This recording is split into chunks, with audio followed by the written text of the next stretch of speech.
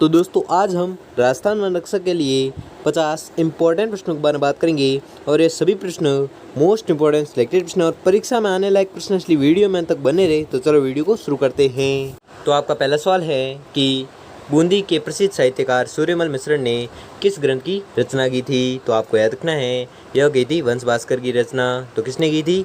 सूर्यमल मिश्र ने। और ये कहाँ के साहित्यकार थे? तो आपको याद रखना है बूंदी के प्रसिद्ध साहित्यकार थे। कौन? सूर्यमल मिश्र। अगला सवाल है कि चारण कवियों द्वारा प्रस्तुत राजस्थानी भाषा का साहित्यिक रूप है। तो आपको याद रखना है वह रूप है डिंगल।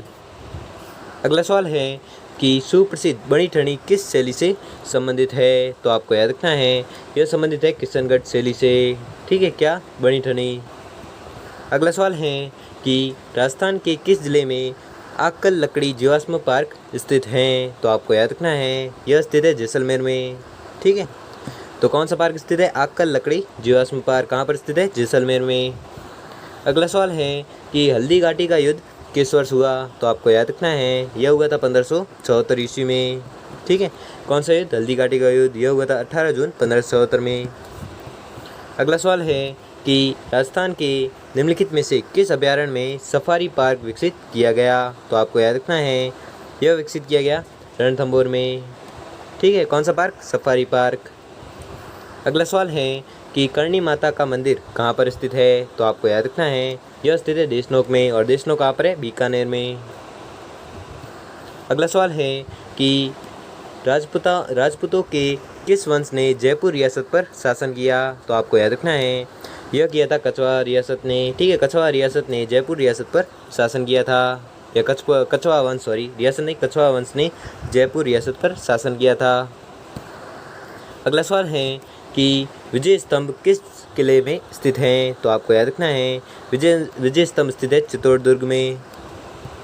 अगला सवाल है कि राजस्थान विधानसभा का कार्यकाल कितने वर्ष का होता है। तो आपको याद रखना है यह होता है 5 वर्ष का।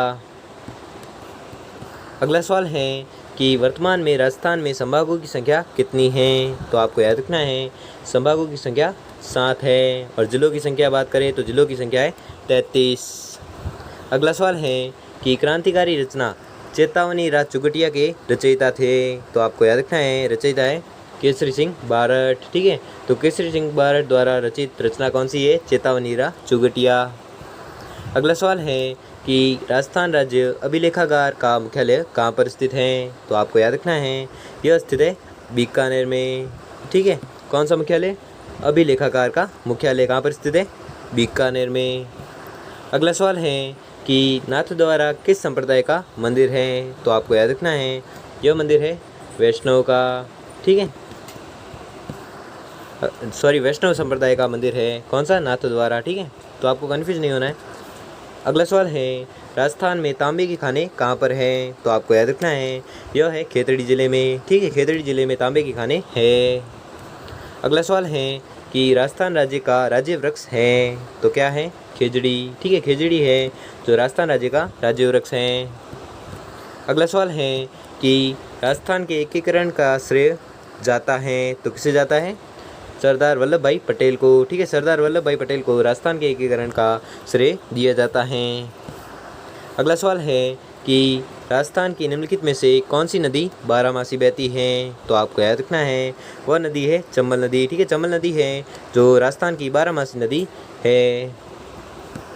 अगला सवाल है कि राजस्थान के किस शहर को झीलों की नगरी कहा जाता है। तो आपको याद रखना है झीलों की नगरी कहा जाता है उदयपुर को।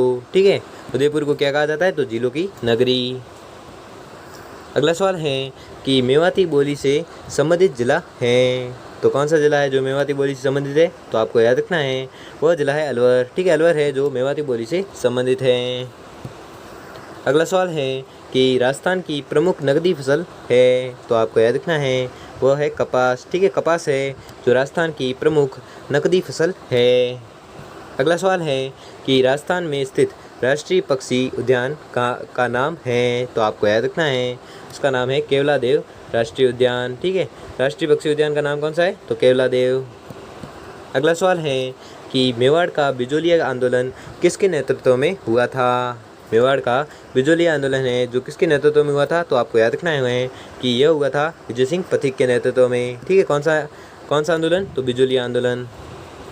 अगला सवाल है कि राजस्थान में पर्यटन विकास हेतु उत्तरदायी उपक्रम है, तो आपको याद रखना है वह है RTDC। ठीक है, RTDC है जो राजस्थान में पर्यटन विकास हेतु उत्तरदायी हैं।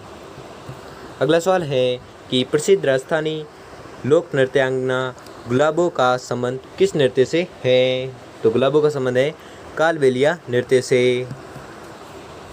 अगला सवाल है कि इनमें से खारे पानी की झील कौन सी है, तो आपको याद रखना है खारे पानी की झील है पचपदरा।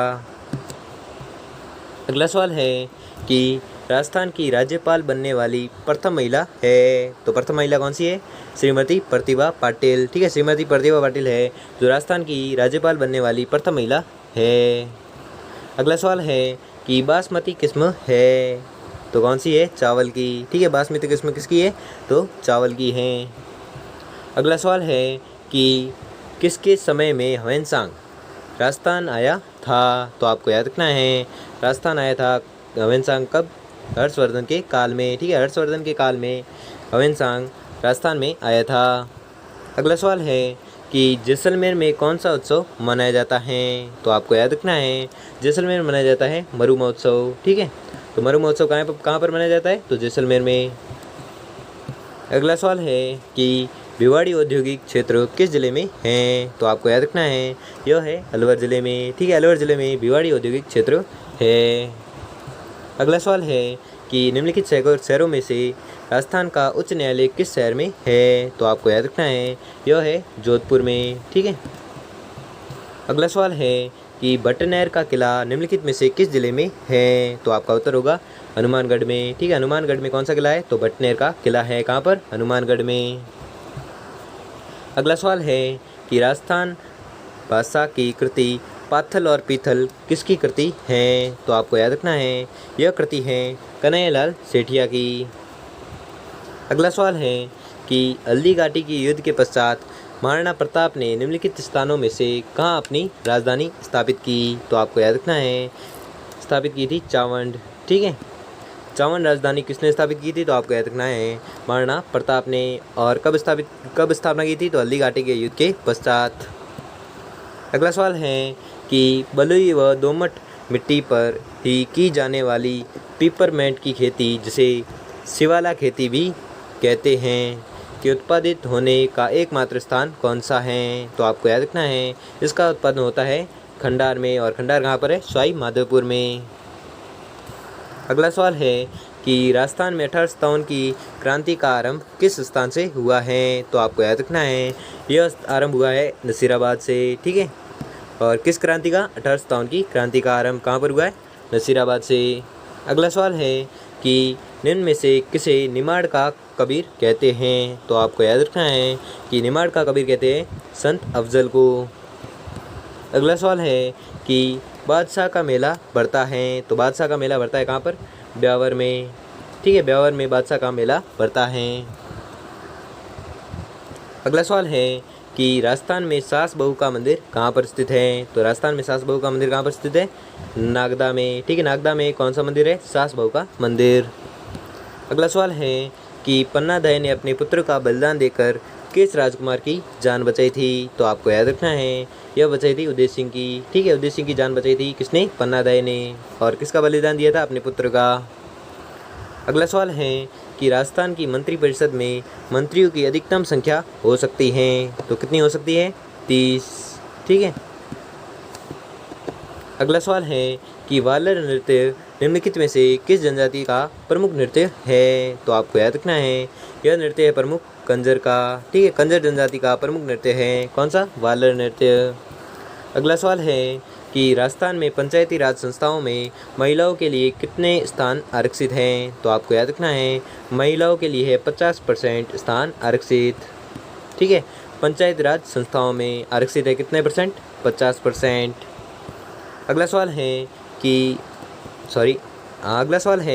कि राजस्थान में वस्त्र उद्योग का प्रसिद्ध नगर है, तो आपको याद रखना है प्रसिद्ध नगर है भीलवाड़ा। ठीक है, भीलवाड़ा है जो वस्त्र उद्योग का प्रसिद्ध नगर है।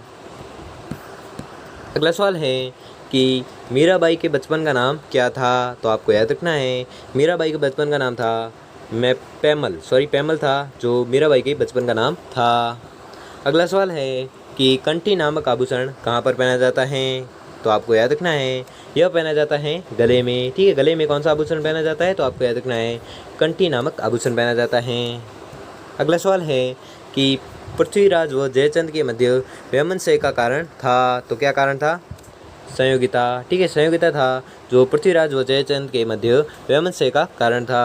अगला सवाल है कि यत ब्राह्मणे तत् पिंडे नामक राजव्यवस्था जिसका ढांचा ब्रह्मांड की रचना के आधार पर बनाया गया है किस राजवंश में लागू किया गया था? तो यह लागू किया गया था मेवाड़ का गहलोत में, ठीक है, मेवाड़ का गहलोत में लागू किया गया था। अगला सवाल है कि राजस्थान के किस शहर में परमाणु ऊर्जा संयंत्र स्थित हैं? तो आपको याद रखना है यह स्थित है रावतबाटा में, ठीक है। तो रावतबाटा में परमाणु ऊर्जा संयंत्र स्थापित हैं। तो दोस्तों आपको 50% दिए गए थे, जिसमें से आपने कितने प्रश्न सही किए हैं वो हमें जल्दी कमेंट करके ज़रूर बताएं। और अगर आपको वीडियो अच्छा लगा हो, आपके लिए थोड़ा सा भी हेल्पफुल साबित हुआ हो तो वीडियो को लाइक और चैनल को सब्सक्राइब कर लीजिए। धन्यवाद।